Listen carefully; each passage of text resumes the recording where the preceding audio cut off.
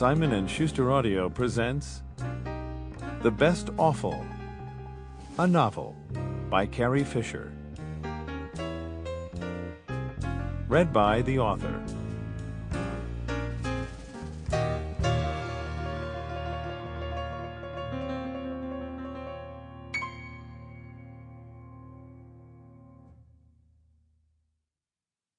Suzanne Vale had a problem, and it was the one she least liked thinking about.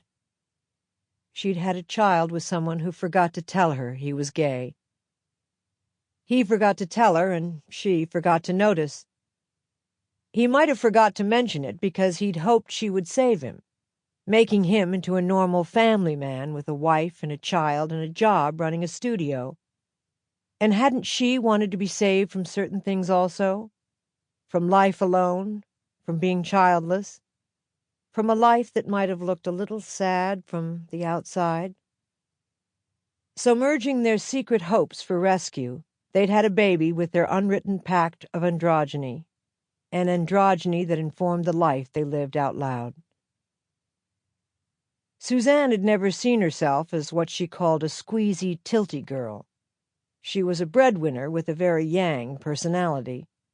A person who wore a lot of severely tailored little black suits. And Leland Franklin would never be called up for the Butch Patrol. Not that he was effeminate in any way, far from it. Suzanne's pregnancy had betrayed their pact, however, transforming her into a girl, a vulnerable woman even, leaving Leland to be what he couldn't, a straight and certain man, certain of his sexuality anyway.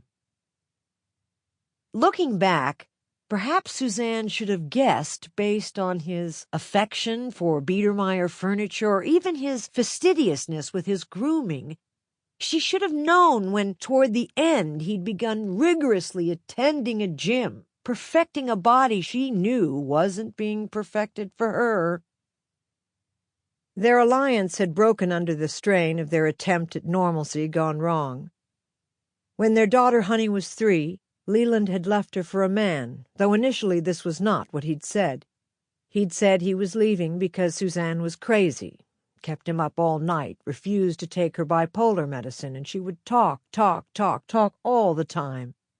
Maybe she talked him out of staying with her, won the argument for why to leave her without meaning to.